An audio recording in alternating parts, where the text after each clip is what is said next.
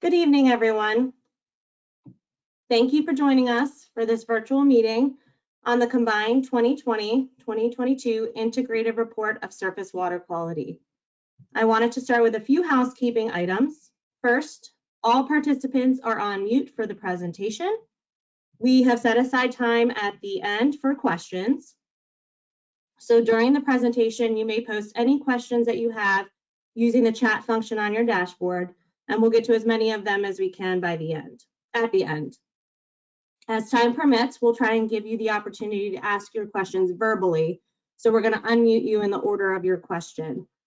Please note that all questions that you ask are being recorded. So if we do run out of time at the end, we will respond to your question after the presentation.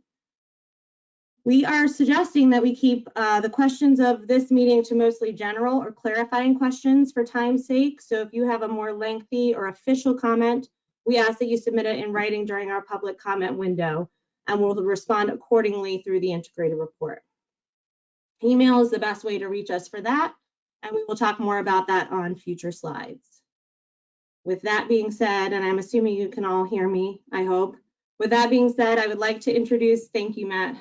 With that being said, I'd like to introduce our team. I am Becky Monahan. I am the lead for the integrated report. Moderating the question and answer session at the end is my supervisor, Matthew Stover, who is the manager of the Standards Assessment and Anti-Degradation section, and he's there waving hello. We also have Kara Ogburn and Kate Majak helping us as tech support staff this evening. And I thank all of them for being here to help me run this. This is our first virtual public meeting. So we will get right into it. There is a delay on my slides. There we go. All right. So the purpose of this meeting, obviously, is to provide you information on the 2020 and 2022 IR and be here to answer your questions. We are so glad that you're here to join us and are interested in the integrated report. First of all, we wanted to say that we really appreciate all of you being here, and especially those of you who have submitted data for the IR. We couldn't do this without you. There would be no IR without you, and we appreciate having you as our partners in caring for Maryland's water quality. The other purpose of this meeting is to increase the overall awareness of the IR, and that's where you guys can all come in to help. We want to encourage people to use it for water quality planning.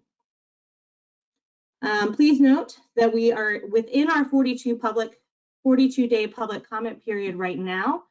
Like I said before, we're happy to take questions here today, but you are also welcome to submit questions to us in writing before close of business, January 17th, and we will respond to all of your written comments. So a little background to start with. What is the integrated report? I feel like a lot of you probably know this, but the integrated report is a biennial report. It's due April 1st of even number of years, and it basically documents the water quality status of surface waters in Maryland. It is a list of impaired and not impaired waters. So the first is a list of impaired waters, and that is the Section 303D list, and that's what it used to be called, the 303D list. And that also includes Section 314, which is our Clean Lakes program. And then we also now provide the list of those water bodies that are not impaired, and that is the 305B report. All of these reports used to be supplied to EPA separately, and in 2002, EPA determined that we should integrate these reports, hence why it's called the integrated report. So we submit 305B, the 303D list of impaired waters, and our Clean Lakes report all together. We also document in this report the decision-making process of how we assess these water bodies and how they get listed. All right, so why do we compile the integrated report? Well, because we have to. We are required to do so by the Clean Water Act and EPA. like I said, sections 303D of the Clean Water Act, 314, and 305B. But we also think it's really important because it does provide the results of the statewide water quality monitoring, and it helps us identify and prioritize waters that need TMDLs and restoration, as well as protect the waters that are already meeting water quality standards. So here's some background on the Clean Water Act, and I'm going to try and use my pointer here. And I think you guys can see this. You can. It's a little delayed. So the Clean Water Act, and I want to show you exactly where the integrated report fits in. So we start with data. We have lots of data submitters over here who submit their data for every integrated report. Some of it is MDE data, some of it is DNR data, and we get lots of helpful data from our NGOs and citizen groups and counties. We use an assessment process and a state water monitoring strategy to assess that data against our water quality standards. And so the whole decision is it meeting water quality standards or is it not? And those are the assessments that we put into the integrated report that we said gets published every 2 years. I will go more into the categories in a little bit, but basically, if it is not impaired and meeting standards, it goes into category 1 or 2. And then we continue follow-up monitoring, and it's kind of a feedback loop where we monitor again, get new data for a new integrated report. If the status is unknown, it goes into category 3, meaning status unknown, and it's prioritized for follow-up monitoring. And again, the monitoring comes back to the beginning, comparing to the water quality standards for a new integrated report. Category 5 are our impaired waters, and this definitely has follow-up monitoring needed to develop a TMDL. Once a TMDL is developed, then the water can be put in category 4A, and you should see another feedback loop for follow-up monitoring. And then this is where all of the implementation comes in to try and get that impaired water body off the 303D list, off the impaired water body list, and back into new data and hopefully meeting standards and compliance the next go around.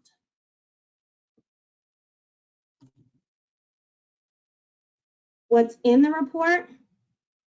And I'm going to try and hide my little cursor here. So we've already talked about a little bit. There's text describing how we evaluate the data. We have information on the water pollution programs in the state. We have special sections included on special state concerns and recommendations. But most importantly are C or D and E, the data itself, which are our listings and records, and our special assessments. So the listings and records are the real data that I just showed on the previous slide that goes into the integrated report. And we use a water body pollutant combination to describe these listings. And I have a couple of examples here. So the first would be the water body, Loch Raven Reservoir. The pollutant would be mercury and fish tissue, and it would be in category 5, meaning impaired. Another assessment unit, we call these assessment units or listings. Another would be Aaron's Run, assessed for pH, which is the pollutant. Then the category is category 2, meeting standards. And so this is what our whole 303D, well, 303D and 305B lists look like now, of waters that are meeting and waters that are not. In addition, we now have section E, which is our special assessment section. And the two important ones that we have this cycle are a Conococheague Creek high pH assessment and a Piscataway Creek elevated PFAS listing. And we will talk about both of these later on in the presentation. Here are the categories, and this was what I was referencing in part D on the previous slide. And the colors kind of correspond with how our map looks, our online map that we'll show later on. We call it kind of the stoplight colors, green meaning good, red meaning bad. So categories 1 and 2 are waters that are attaining all standards or some standards. Category 3 are waters with insufficient information or conflicting information, and these areas deserve follow-up assessment. Category 4 are impaired waters that do not need a TMDL for a couple of reasons. And here are the subcategories under category 4. 4A, it may not need a TMDL because one has already been completed. 4B, it may not need a TMDL because there's a technological solution that will bring it into attainment. And an example of these are oil spills or industrial point source discharge, where we know what the fix will be. 4C is when the impairment is not caused by a pollutant. And an example of this would be a dam or habitat modification or something like riparian buffer. And then last but not least is category 5. And these are impaired waters that do require a TMDL. This was historically known as the 303D list. And new this year, we have a subcategory to 5, and it's 5S, where the water body impairment is caused by chloride from road salt. And we will discuss these later on in the presentation, and these will be a straight to implementation approach, which is why we have separated them out.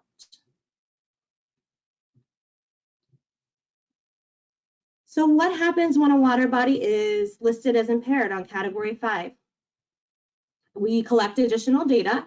We need additional data to develop the TMDL, or sometimes that additional data says that there's no impairment and we're able to delist that water body.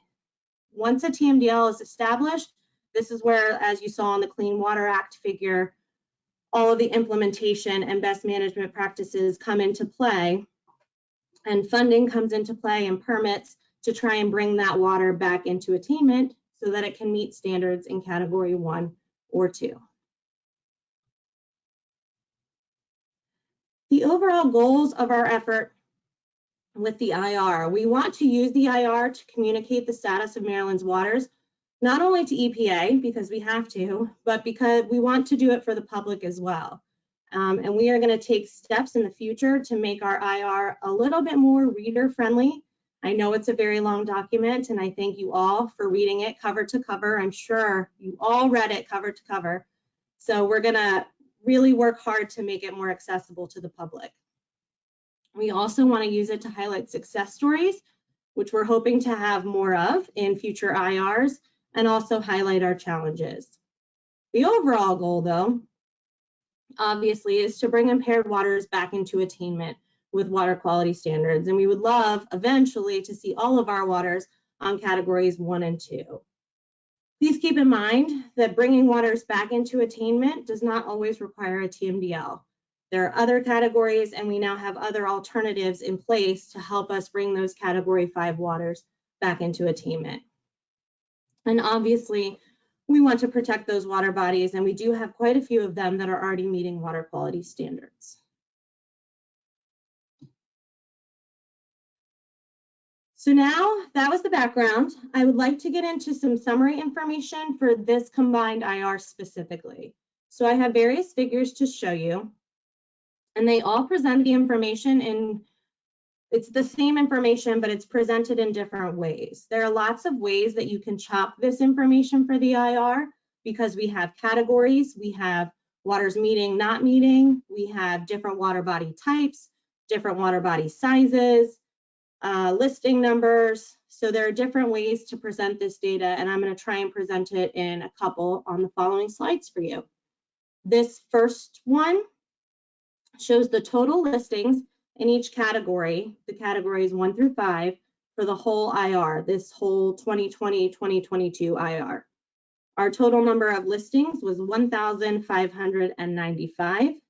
And as you can see, we had 505 this time on category 2, 32%, 118 on category 3, 568 on category 4A, some small numbers on 4B and 4C, just 10 and 34, 332 on category 5, and then that new category 5S, we had 28 listings. And so this was the overall breakdown of the categories for the integrated report. This next slide shows the number of impairments in category 5 only. So not just impaired, because sometimes impaired includes the category 4s. So these are included category 5 only by pollutant, and we have the pollutants down here. And we're showing the listing numbers from 2018 compared to the numbers for 2020 and 2022. So 2018 is blue, 2020 and 2022 are green. So as you will see, the largest change in listing numbers under these pollutants for this IR is temperature. We've added 74 new temperature impairments this IR alone, and we'll talk more about that later. You'll also notice that the category 5 listings for PCBs, which is over here, and sediment over here, were reduced to TMDLs being completed and to water bodies meeting water quality standards. Please note, something to note for this graph specifically is that this is not reflective of water body size at all. For example, the temperature impairments, although we added 74 new temperature impairments, the total number, the 174, is only 180 miles of temperature impairments, since the impairments are very small and their stream segment stretches, versus something like sediment. Over here, we only have 12 sediment listings, but that's 1,700 miles in category 5. So just goes to show you how presenting the information in different formats will give you different information. So this was number of listings by pollutant comparing 2018 and 2020 to 2022.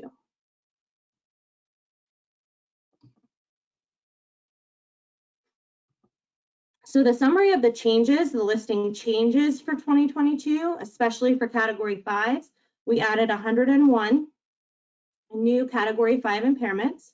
We had 10 delistings, which means things that move from category 5, to category 2 or 3. And then we had 16 approved TMDLs since the 2018 IR. So our total number of category 5 listings is 359. And on the next slides, I will break out these a little bit further for you. So of the additions to category 5, like we mentioned, 74 of them are temperature. We have a lot of new temperature assessments, and temperature is an upcoming problem in our watersheds. We have 16 new fecal coliform listings. We have 2 additions to category 5 based on biological stressor IDs, and those 2 are sulfates that were identified. We have 1 pH listing, which replaced another pH listing for the Conococheague Creek, which is one of our special assessments. We have 2 listings for PFOS and fish tissue, which is another one of our special assessments that we will talk about. And then we have 6 listings, 3 for phosphorus and 3 for chlorophyll A for lakes. Our delistings, 10 total. We did really well with mercury and fish tissue and PCBs and fish tissue. That's 7 listings, delistings total based on new information. We had 1 generic listing, which was replaced by the sulfate listings that you just saw on the previous slide. We had 1 pH listing, which was the Conococheague Special Project, which I will explain a little bit later. And then we had 1 temperature listing delisted only because it was an erroneous impairment. TMDLs, we completed 8 TMDLs for total suspended solids, 3 for PCBs and fish tissue, and 5 for fecal coliform since the 2018 IR. And again, these are just numbers of listings.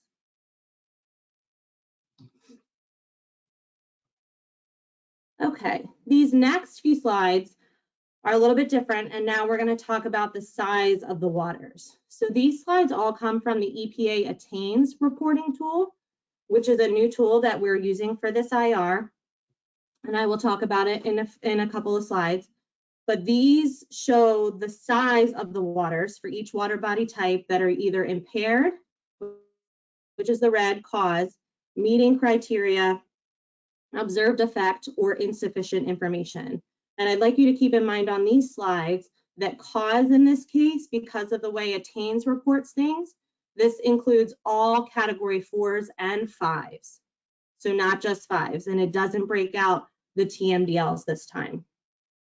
But this shows you the pollutants of concern in the water body types that we're looking at. So for estuarine waters, The main pollutants of concern obviously are nitrogen, phosphorus, cause unknown, which means biological listings, and PCBs in fish tissue.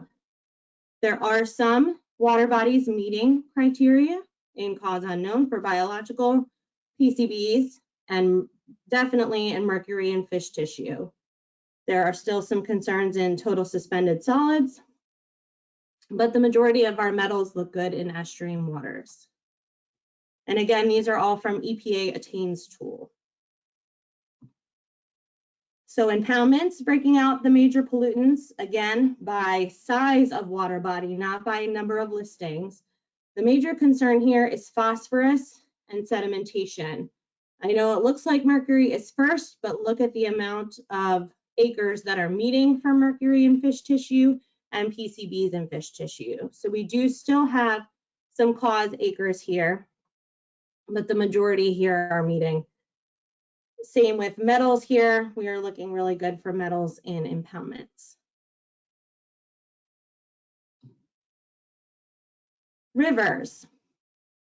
Rivers, our largest pollutants of concern here are total suspended solids, phosphorus, a little bit of E. coli, and then chlorides, sulfates, habitat alterations, and lack of riparian buffer.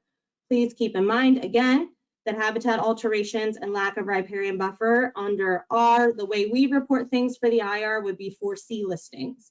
So not technically category 5. We are doing work currently with chlorides and sulfates and total suspended solids.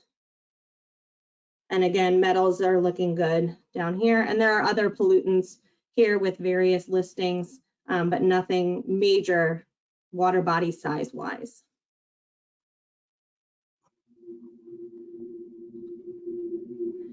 Beaches are a little bit different. So here, Attains reports beaches in miles, and we do it differently. For the IR, we report number of beaches. So because beaches are so small, such a small water body size, it looks like our total world of beaches is only about 15 miles, when in fact we have assessed 50 beaches for this integrated report, and 45 of them are meeting criteria, and only 5 of them have insufficient information. So there are no impairments for beaches for bacteria. But again, Attains reports the mileage where we would choose to report the number of beaches.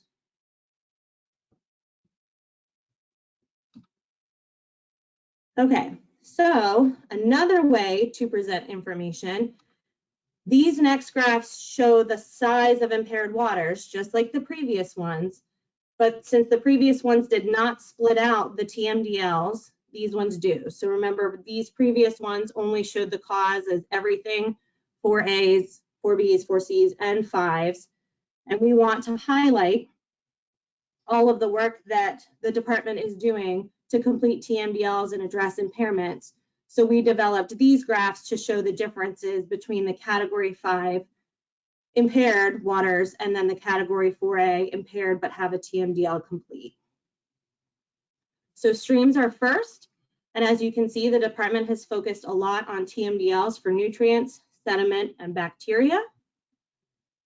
We do have work to do in chlorides and sulfates, but again, we have created that 5S category for chlorides and are looking at a straight to implementation approach, and the department is actively working on sulfate analyses now. Lake acres are next, and the department has worked a lot on phosphorus, sediment, and mercury in fish tissue. TMDLs, there is still work to be done on phosphorus and PCBs, which the department will be looking into. And finally, estuaries. Estuaries, all of nutrients and all of sediments have been covered by TMDLs, thanks to the Bay TMDL and the Coastal Bays TMDL. There is work to do on the biological side of estuarine impairments, and we will be working to figure out a way to better assess those and better deal with those, since we currently don't have a very good process for those.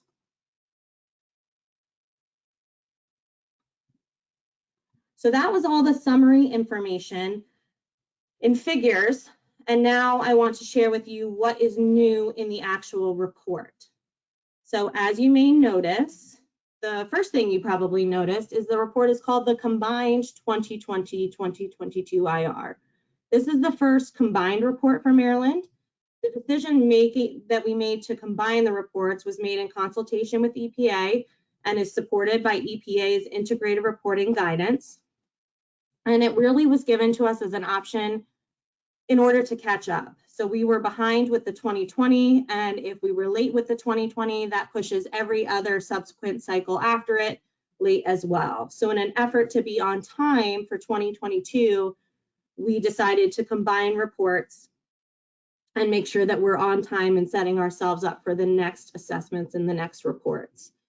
This is not skipping an IR. We have incorporated all assessments that would have gone into 2020 and all assessments that are required for 2022. We just simply put them in one report instead of doing two separate reports.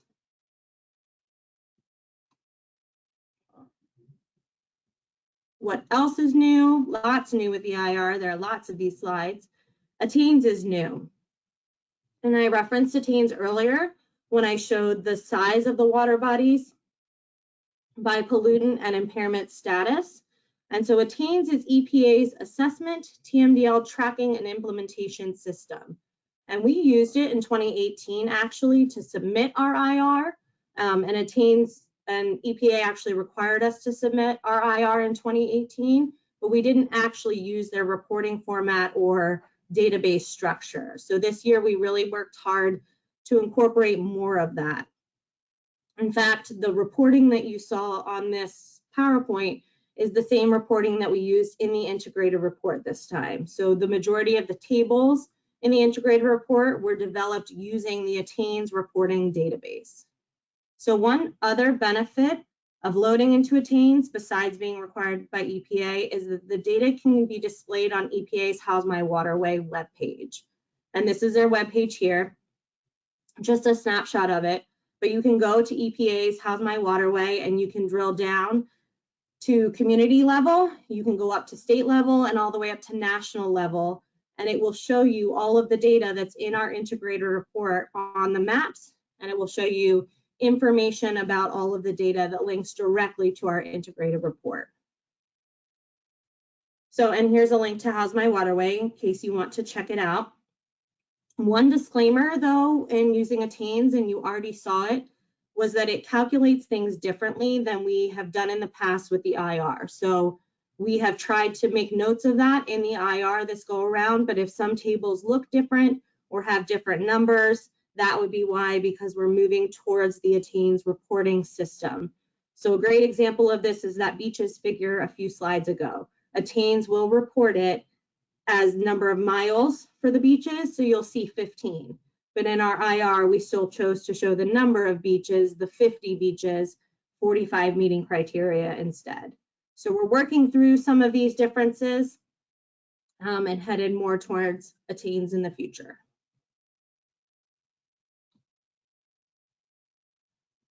What else is new? We have partnered with the Chesapeake Monitoring Cooperative, who we call the CMC. They are a cooperative of 5 different programs funded through the Chesapeake Bay program, and their goal is to help new and existing citizen monitoring groups across the entire Bay watershed. They can provide programmatic, technical, and outreach support, and even have their own database, the Chesapeake Data Explorer, where groups can load their data. And this is a picture of just a screenshot of what data is in their Chesapeake Data Explorer right now. Since they're already working with so many of the citizen groups that intend to submit data to MDE, we worked closely with them this cycle and pulled the majority of the data from their database. Working with them really eased the burden for both MDE and the citizen groups, as we both benefit from the expertise of CMC kind of operating as the middleman for us. We intend to continue working closely with them for future integrated reports and reach out to them with future data needs. So I encourage you, if you are a citizen group and you have not heard of them, please check out their webpage. They're doing really, really great work, and we greatly appreciate their support.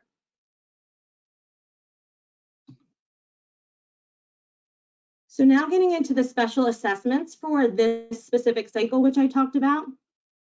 The first is Maryland's first PFOS advisories and listings. So we established the first fish consumption advisory threshold and then issued the first consumption advisory for health risks due to PFOS. And it's the more widely studied of the PFAS chemicals. So what we found is fish tissue levels exceeded the human health threshold of 3 specific species. It was the yellow bullhead catfish composite, largemouth bass composite, and red breast sunfish composite. And these were captured in Piscataway Creek, which is a tributary to the Potomac River, as you can see on this map here. And so the fish consumption advisory was developed in 2020, and the threshold was developed in 2020. The advisory was given in 2021. And then so for this integrated report, we have our first ever Category 5 listings for PFOS in fish tissue in both the title, which would be right here, and then the non-title, which is this right here for the Piscataway Creek. We do have a lot of information about PFAS on our webpage, which you can find here.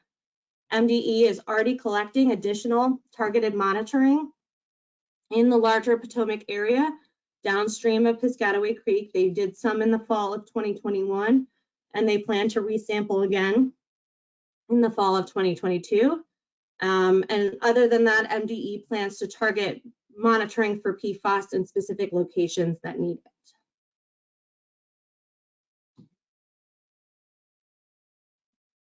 The other special assessment this cycle is the Conococheague pH study. In 2018, MDE, on the 2018 integrated report, MDE attempted to delist the Conococheague Creek watershed for high pH, stating that the karst geology there was a natural condition. In discussions with EPA, they asked about a potential nutrient contribution there. So after further discussions, we decided in 2018 to keep the Conococheague Creek watershed listed and conduct further studies. So those studies happened this IR cycle. We coordinated with EPA on a water quality monitoring investigation with the whole goal was to determine what was the cause of the high pH impairments. Were they natural causes due to the karst geology, or was it nutrients? So MDE placed pH loggers at 10 different stations within the Antietam, Conococheague Creek, and Little Conococheague watersheds, and also collected nutrients once a month. And here are the map of our stations here. And then EPA helped us with the analysis, and it was determined that the high pH in the watershed was due to a combination of the karst, the high nutrients, and then also a dam at a specific station that caused the nutrients and water to remain trapped. So MDE decided to keep the Conococheague Creek watershed listed in Category 5 this cycle as well for high pH. And this actually corresponds with a current impairment listing that already exists for nutrients. So the nutrient and high pH listings will both be addressed by a nutrient TMDL in the future.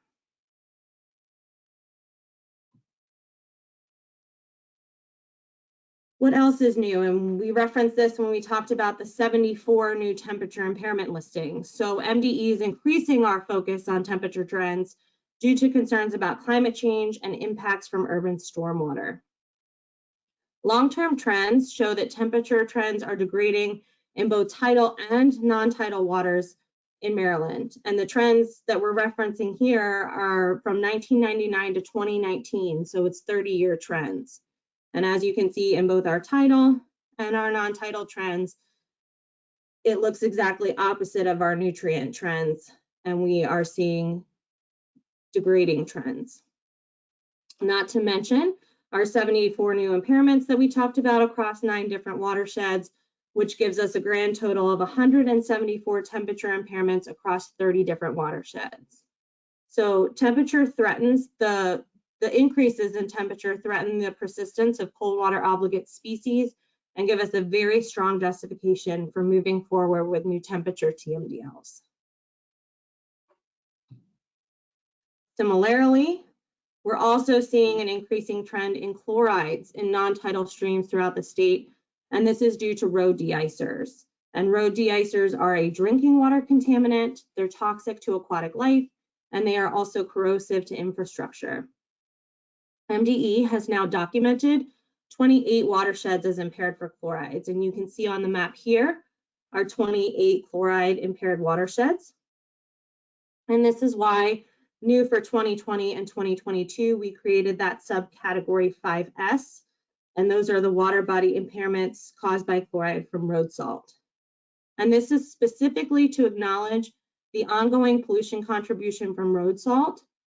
And MDE plans to address these impairments using a straight to implementation approach, since these chlorides are not ideal for TMDLs. Examples, so the straight to implementation approach will expedite chloride reduction practices and expedite water quality improvements.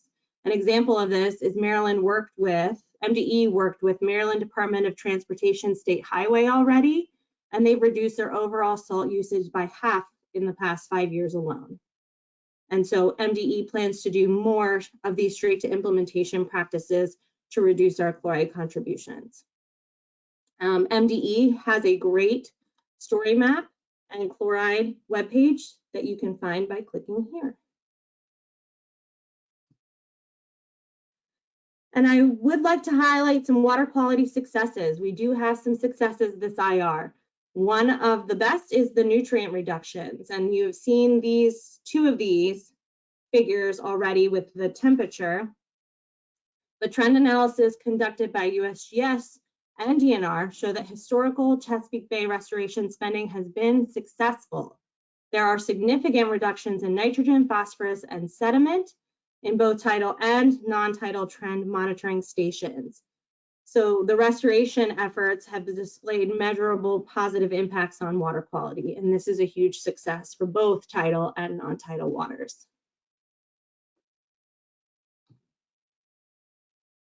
Another success is the development of our delisting methodology.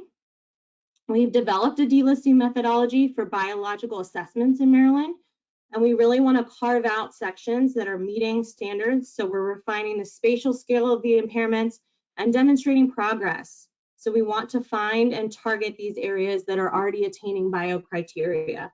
So this is a picture that is in the delisting methodology, and where this whole watershed may already be listed as impaired, we know that there are watersheds that have areas that are meeting biocriteria and that we can carve out and delist and show that the water quality is good. So we're already working with a group to implement this methodology, and we hope that there will be more groups. And MDE is also committed to revisiting some of our biological data and further target some of these areas. So that is a great success. In addition, I just want to mention, while we're talking about methodologies, that we have updates to 3 other methodologies this cycle. We've updated the bacteria methodology, we've updated the fish tissue methodology, and the temperature methodology. And I'm mentioning this because all 4 of these, you may comment on any of these during the public comment period for the IR, which is open right now. And so now I just want to share with you some of the resources that we have. Here is the link. Oh, and I'm so sorry that I forgot to mention that the handout to these slides, I'm so sorry, I should have mentioned this very first, is posted under the handouts of this webinar. So any of the links that you need, you can go ahead and click that handout and click the links, since I know that you can't click them here. Sorry that took me so long. It's in the dashboard. So you can access the full length 2020-2022 integrated report. New this year, we've added our whole access database for download. It does download in Excel, but it should make it really easy to query and search for the data that you need. There's links to our assessment methodologies that I just referenced, so that you can look at them and comment if you would like. We also have our own water quality mapping center. I know I already did a plug for Attains, and they're How's My Waterway Mapping Center, but MDE, we also post our own maps, and our maps highlight the TMDLs against the pollutants of concern and the listings. So it's a one-stop shop. We also have a searchable integrated report database where you can search based on basin code or pollutant, and it makes it really easy to search our listings. And I do want to mention that these last two, the Water Quality Mapping Center and the integrated report database, they're not going to be updated until EPA approves this integrated report. So it probably will not be closer till the spring for those two. And this is what our map looks like. And you can click by pollutant over here and turn pollutants on and off. If you click the arrows next to it, a drop-down box appears, and you can either click that you just want to see the TMDLs or you just want to see the integrated report, and you can turn layers on and off. So we feel that this is a very user-friendly map as well. So that's our beautiful map. And how you can get involved. So for the 2020 IR, you can submit comments by January 17th. We are taking questions here today, as I mentioned, but again, for lengthy or more substantial comments, please submit them in writing to us so we can capture them officially in the IR. And please do so before January 17th and not on January 17th. I would really appreciate it. In addition, you can contact us about submitting data for the 2024 IR. We are already thinking ahead to the next one, and we will be soliciting for data in the winter of 2022. If you have data now, we're happy to take it at any time, but we will put out an official data solicitation later on in the winter, and we have a data solicitation webpage that you can access. And again, you may also work with the Chesapeake Monitoring Cooperative. If you are a citizen group or somebody interested in getting started, please reach out to them. They are a wonderful resource and have a lot of information to share. And finally, this is the contact information for myself and Matthew Stover, who you will be hearing from in a second about questions. Again, one more time, we prefer to have comments in writing, and the public comment period ends on the close of business on January 17th, 2022. And we thank you so much for coming to this presentation, for being supporters of the IR, for reading it cover to cover, as I know you all did, and for listening to this presentation. So we will now take questions. I would like to remind you all, as an attendee, you are muted. Matt is going to moderate our question session, and he's going to call on you in order of your question. Kara will unmute you so you can ask your question. So please make sure you're not self-muted on your own end. And as a reminder, any questions that are asked are being recorded in our question box, and we'll have a record of them so that if we can't get to you before the end of time, this time, not the end of time, but we'll make sure your question gets answered. Please continue to add questions during this question and answer session, but do not raise your hand. I don't think we're doing raised hands, just questions. And again, please email Matt or I with any further questions after this presentation. We are always available and happy to help. Thank you, guys. Thank you, Becky. So feel free to fire away in your chat box, I believe it is. You can add a question in there. That's probably the easiest way to do it. And we'll just go in order.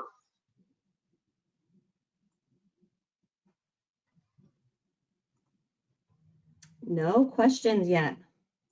You covered everything, Becky. I got confident. it all. I got absolutely everything. There you go. Either that or folks are shy. Or it was just long enough that people aren't listening anymore. People are hungry. That too. That too.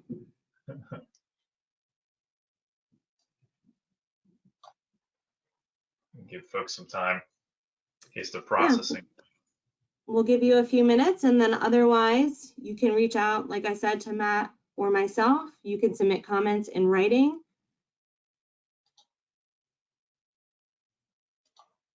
Let's see here. I think we may have a question. And we will be, oh, there's a question. Denora, great presentation. Thanks, Becky. Oh, you're welcome, Denora. Thank you.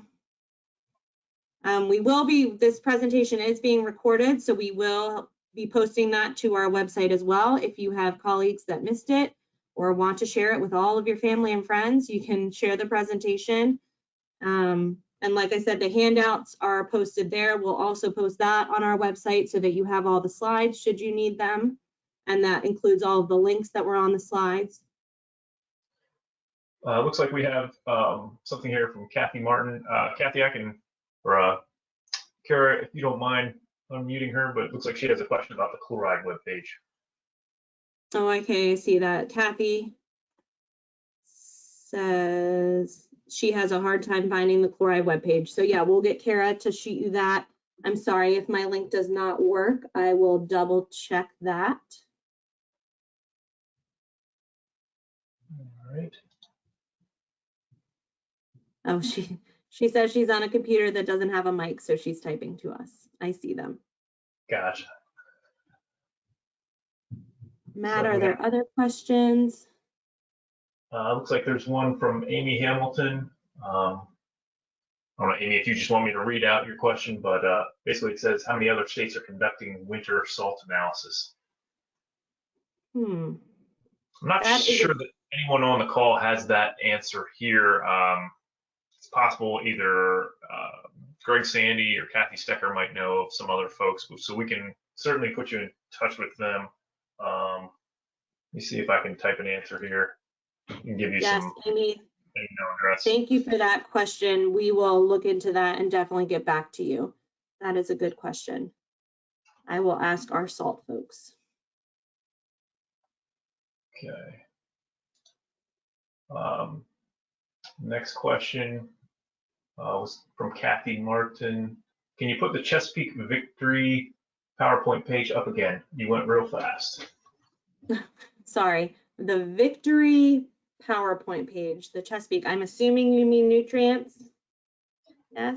I'm thinking maybe she means success stories, I'm guessing. Let's see. This one, water quality successes. Did she say yes? Yes. Okay, there you go. There's our water quality success with nutrients. Very, very exciting. Okay. Let's see. Oh, I'm seeing the chats come in. So Kathy Stecker, sorry, Matt, I'll help you out. Kathy Stecker says for the salt, who was asking about salt? Kathy Stecker says maybe 5 states nationwide. Okay, there we go. And she is our salt expert. So how many other states are conducting winter salt analysis? That would be 5 states, Amy, according to Kathy Stecker. And Kathy Martin wanted to see the slides, and I am showing them. Oh, to Amy again, Kathy Stecker says, I think that's Minnesota, Wisconsin, New Hampshire, Virginia, and Ohio. No, Montana. I don't know my state abbreviations. Salt. Yes. Okay. Can you describe, Kathy Martin, can you describe the graphs? Oh, Amy says, thank you. Sorry, we're trying to follow all these. Minnesota. Thank you, Kathy Stecker. Minnesota. Can you describe the graphs, says Kathy Martin? Absolutely. So these were trend analyses that MDE put together, again, based on the data that came to us from DNR and USGS. And again, it was a 30-year trend analysis, and it was simply the percentage of stations that were improving versus the percentage of stations showing no trend and the percentage of stations degrading. And we have further information in our trend analysis section in the IR, more about p-values and the models that were used to determine if a station was improving, degrading, or no trend. But this was simply kind of an offhand calculation of the percentage of the overall stations that were improving, degrading, no trend over the 30 years. Great. Stop me if you already answered this one, but does Maryland allow oil and gas saltwater application to roads for de-icing? This is also from Kathy Martin. Oh. And I guess we'll leave that one for Kathy Stecker since she's on the line. I guess, yes, Kathy Stecker is typing on the line, so I did not see that one. Okay.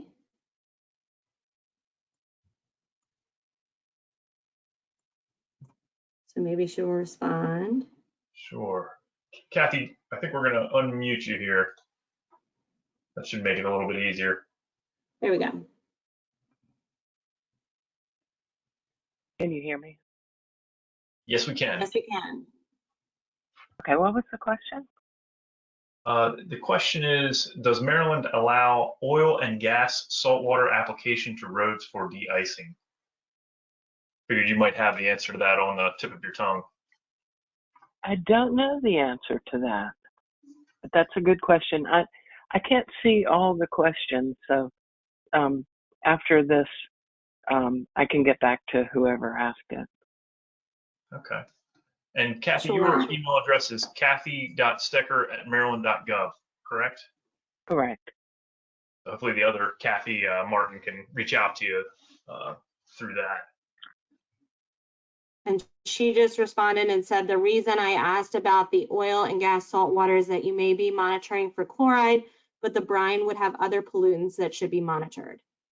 So yes, Kathy, we will certainly put you in touch with the other Kathy. We'll put you guys in touch together. Great. And the other comment that I just saw come in was Kevin Wagner, great job.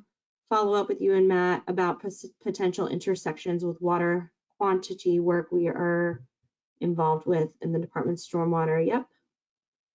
I was also interested to see that it's impaired for PFOS. I'd like to know GIS data you use for streams and watersheds. Great. Yes, Kevin, we are happy to follow up with you. Please feel free to send us an email. Thank you for your support.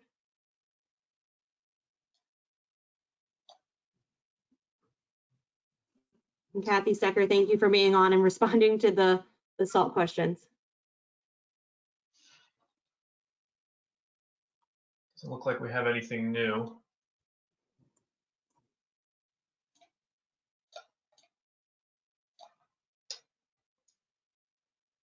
Yes, unless there's any additional questions,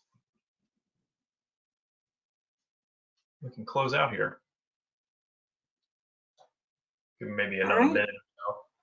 Yep, we'll leave it another minute, but again, please reach out to Matt or myself, Kathy Martin. We will put you in touch with Kathy Stecker and make sure that that happens. And otherwise, please reach out to us with any questions. Thank you for being on this webinar. We hope that if you're in Maryland, you are safe at home and not out in the snow. Matt, anything else? No, I can't think of anything. All right. Thanks again, folks. And we're about to end the webinar, and reach out to us if you need anything. Thanks so much for attending.